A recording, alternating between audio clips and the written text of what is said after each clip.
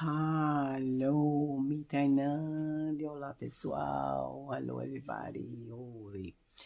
Minha gente, eu ainda tô debilitada dessa virose horrorosa. Essa virose é terrível. Já faz mais ou menos uma semana que eu contraí, né? Essa virose e me deixou muito, muito, muito debilitada mesmo. Eu tô tentando voltar às minhas atividades normais, mas não é fácil, tá, gente? Eu tô com como se fosse cansaço, tá?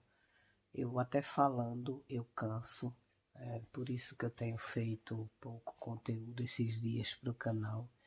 Eu tô de pausa do trabalho, não é nem pausa, como é que a gente chama no Brasil? Eu tô em atestado, né? Tô de atestado médico no trabalho, porque até por uma questão de segurança e integridade também física dos pacientes com quem eu trabalho e das pessoas que trabalham comigo, para eu não contaminar essas pessoas, né? Eu tive uma conjuntivite, agora os olhos estão bem melhores, mas estavam muito avermelhados. Uma tosse insuportável, horrorosa, horrível. E essa sensação de falta de ar, porque acho que mexe com toda a região pulmonar, alvéolos, bronquielos, brônquios, né? Enfim, mas vamos ao que interessa. O vídeo de hoje eu quero falar em especial para uma amiga, uma nova inscrita aqui no canal, Beatriz, né? Que me sugeriu, inclusive, que eu falasse das etapas ou da minha adaptação aqui no país. Bom, Beatriz, que inclusive mora na Holanda, não é isso? Mas eu creio que seja brasileira, minha amiga Beatriz. O que acontece? Para mim, houveram muitas fases ou etapas que eu tive que vencer e sobreviver a elas para me adaptar aqui ao país. Eu sou aquele tipo de pessoa que eu costumo dizer, deixa eu tirar o óculos, tá, gente?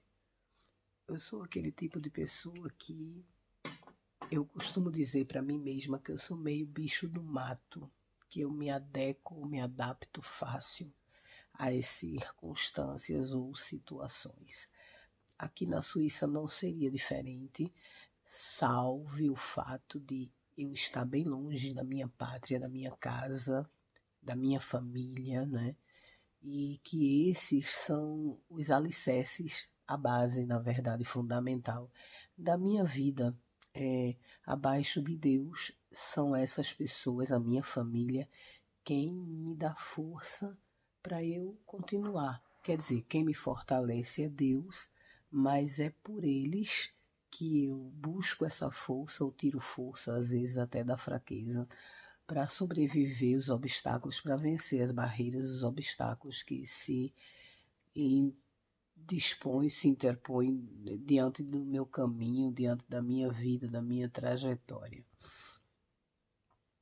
E a luz parece que incomoda, viu, gente? Me desculpem, eu vou colocar o óculos porque irrita a membrana do olho, essa parte, essa carnosidade branca, o globo, né?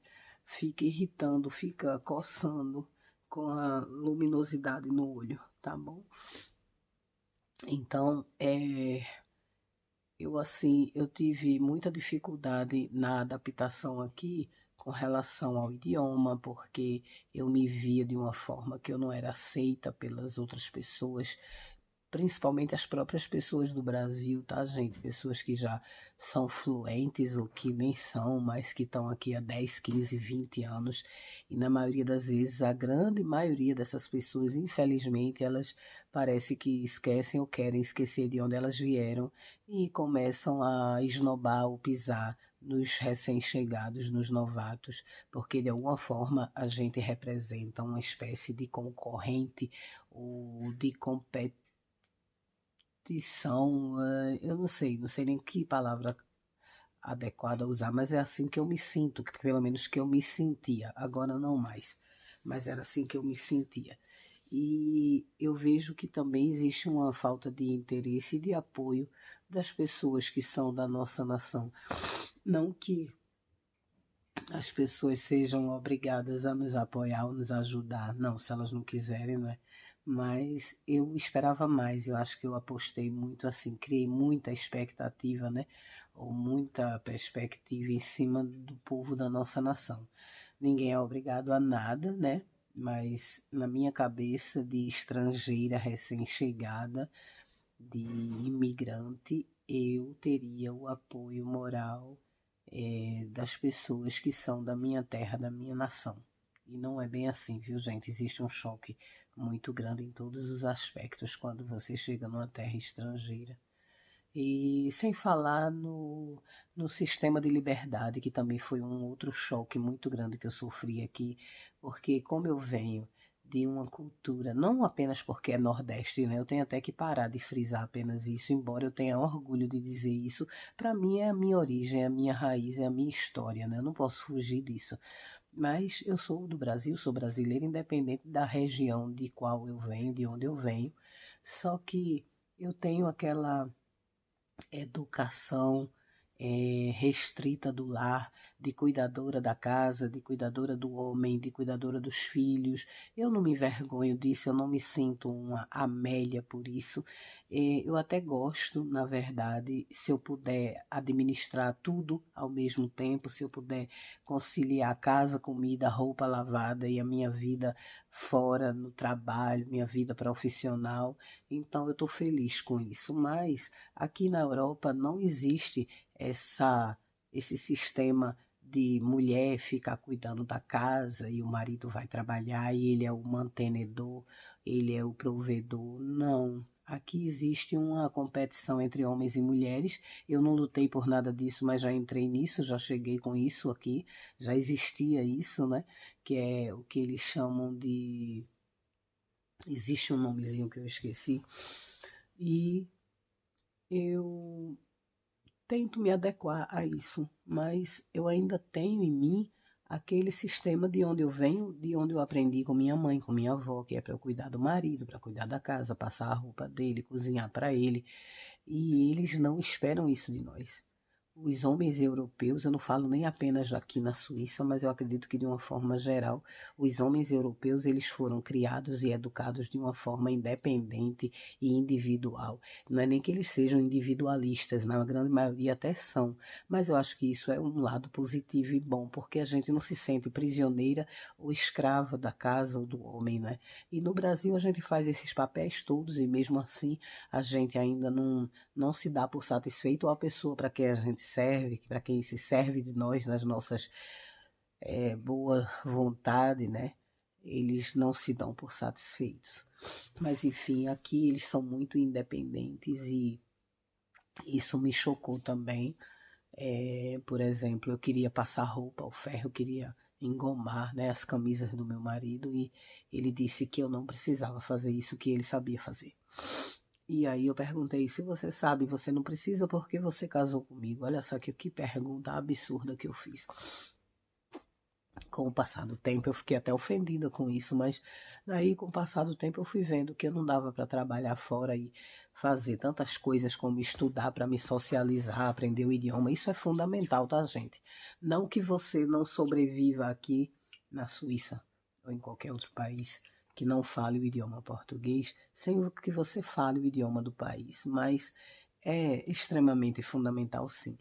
Há quem viva, há quem trabalhe, há quem more, há quem passe 10, 15, 20 anos aqui também, sem ter uma noção exata, básica pelo menos, de nada.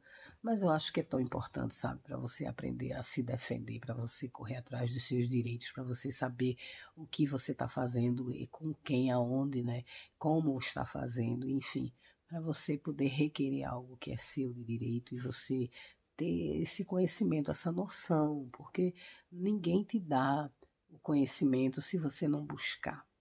E é na aprendizagem que a gente aprende, claro, é na aprendizagem que a gente adquire muita experiência e conhecimento na vida, porque a aprendizagem em si, ela é uma porta de liberdade, né? É uma libertação, a gente fica meio que prisioneiro quando a gente não sabe falar o idioma, mas a partir do momento que você fala, você vê que você amplia até o leque de amizades, você começa a se relacionar com pessoas do mundo todo, internacionais. Não só apenas do país onde você está, mas de várias outras nações. E isso, para mim, conta pontos, eu acho isso importante, sim. Então, eu me esforço muito para isso, mas entre tantas outras coisas, né? A dificuldade de andar, de saber para onde ir, até por uma questão de não conhecer a língua, não conhecer o idioma, você às vezes fica perdido, é claro, é normal, né? Imagina se você vai dirigindo um carro, por exemplo, e precisa do GPS, um exemplo, tá? E aí o GPS é na língua alemã, uma suposição. Até isso você precisa saber. Então, são detalhes, são coisas que parecem de pouca importância, mas que são importantes sim.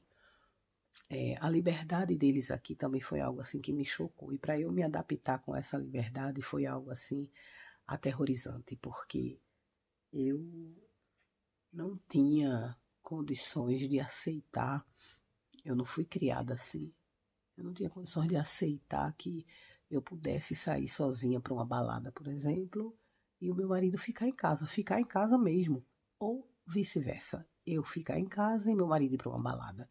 E eles aqui têm um hábito de jogos de cartas, encontros de escola, que hoje eu acho massa, eu acho arretado, mas antes eu achava um absurdo. Como é que ele vai deixar a mulher dele, eu toda produzida, nova, cheirosa, arrumada, para ir jogar carta de baralho com os amigos? Quer dizer que esse evento, essa atividade é mais importante do que o nosso relacionamento, do que o nosso casamento. Só que para eu me adequar a isso, é preciso muito tempo, né? É preciso maturidade, é preciso saber distinguir as coisas, é preciso não parar para pensar, é preciso, às vezes, até pensar e parar para você avaliar e você seguir adiante, não desistir, não desanimar, na verdade. Por que tudo isso? Porque quando eu sentia que tinha jogo de cartas ou encontro com os amigos, eu me sentia desprezada, eu me sentia trocada, eu me sentia desvalorizada, eu me sentia largada e eu não tinha outra opção a não ser aceitar, mesmo sem querer, mesmo passando por cima do meu temperamento explosivo, do meu ciúme doentio, da minha insegurança, da minha solidão, de eu não estar perto da minha mãe, dos meus filhos, por exemplo, porque ele indo ou não, ele estava mais próximo, ele está próximo da família dele, dos filhos dele, da origem, da raiz dele, e eu não. Só que eu não estou, não é porque eu não quero, mas eu fiz uma escolha lá atrás, quando eu resolvi decidir vir para um país estrangeiro, onde eu não conhecia nada, absolutamente nada, do que vocês possam imaginar, do que eu já possa saber hoje, por exemplo. Eu não sabia nada, mas eu fiz tudo isso na cegueira do amor. Não me culpo, não culpo ele, não tem culpados. Teve escolhas, teve opções, não fui obrigada. Ninguém é. Mas aí, a partir do momento que você vai amadurecendo e você vai vendo os pontos, né, positivos, o que é bom, o que não é tão bom, o que faz mal, mas o que você pode suprir com aquele mal que você sente no momento, com aquela dor que aquilo está lhe causando, aí você vai botando as coisas na balança e você vai avaliando. Com marido ou sem marido, eu estou aqui. Só um momento. Okay. Ich mache mich bereit, ja? Nur einen kleinen Moment, bitte. Ok. A gente vai dar um passeio com minha mãe de barco, para ela ter uma noção, uma visão aqui. Ela já veio há muitos anos atrás, mas faz tempo, né? Aí a gente tá com esse passeio agendado. Como eu adoeci, não pudemos ir antes, mas vamos hoje. E depois eu também vou registrar e mostrar aqui para vocês. Eu só tenho mais ou menos alguns minutos para concluir esse vídeo para vocês, gente. É o seguinte: no meio de muitas lutas, né, de muitas guerras, conflitos internos, sentimentais, porque eu sou muito sentimentalista, foi muito difícil, sim, para mim, me adequar e me adaptar a esse sistema de liberdade, de vida, sabe, lá fora, não é vida lá fora de você ter caso amoroso, de você ter um relacionamento extraconjugal, não é nada disso, é vida que se vive lá fora, que não se depende do outro, do cônjuge, para se viver aquele momento, aquela alegria, aquela felicidade. Eu não fui criada para isso. Eu saí daí certinha de que até para ir à farmácia, ao supermercado, pode parecer idiotice isso que eu vou vos dizer agora, mas é a minha realidade, era a minha realidade. Eu não saía nem para ir à feira de Casa Amarela, por exemplo, sozinha. Era sempre acompanhada do marido, da mãe, do filho, da filha, enfim. Então eu estava bitolada, acostumada a esse sistema conjunto, em família, acompanhada, nunca sozinha. E aqui Steve me jogou como se fosse no mundo, né? Ele não me pegou no mundo, mas ele me jogou num mundo totalmente desconhecido do meu mundo. E eu tive que vencer essas batalhas e principalmente sem exigir muito dele também, mas para mim eu fui muito cobrada nesse aspecto, porque algumas ocasiões que eram possíveis de se resolvia. Quando não, ele não perdia a chance de passar na minha cara e falar, mas você não está aqui obrigada. Isso me doía, sabe? Isso era como se fosse uma paulada ou uma facada em meu coração. Porque eu não queria ouvir isso, eu não me casei para isso, eu não me preparei para nada disso. E eu fui aprendendo a desenvolver uma mulher mais forte, mais individualista ou independente através desse casamento, né? E eu até agradeço a Deus, glória a Deus de verdade por todas essas coisas. Me causaram dores, me causaram. Sangrou, sangrou, mas sarou. E hoje eu estou mais, digamos, pronta, né? Eu acho que eu não sei tudo ainda, claro, estou sempre em aprendizagem constante. Eu digo sempre, não paro e nem canso de dizer, eu sou um eterno aprendiz. Mas eu aprendi muito também na dor. A dor ensina muito e amadurece também. Para você não morrer velhinha e podre, né? De verde, mas você tem que amadurecer. Uma hora você acorda. Então, assim, a liberdade de ir e vir, essa vida de ter amizades, de valorizar os amigos. Muitas das vezes eu disse a ele, eu sou tua amiga, tua melhor amiga. Aí ele dizia, mas fulano já era meu amigo antes de eu te conhecer e de eu me casar com você. E aquilo também me doía. E isso era um pretexto que ele usava, ou a desculpa que ele tinha para me dizer que ele marcou esse encontro, ele iria sim encontrar esse amigo, esses amigos, e tanto faz se eu quisesse ou não quisesse, ele já iria, porque o encontro já tinha sido marcado e não dependia do meu aval, da minha autorização, nem ele precisava de autorização para ir a esse encontro. E isso me causou muita dor, muito sofrimento, sabe? E assim, o que eu sinto hoje, o que eu sentia antes, eu não sei distinguir em escala, se está lá em cima, se está aqui no meio, se está mais embaixo. Eu sei que existe sentimento, mas uma coisa boa que eu aprendi nesse casamento também é a me amar, a gostar de mim primeiro, antes de gostar de quem quer que seja. E isso também é bom, isso é maravilhoso.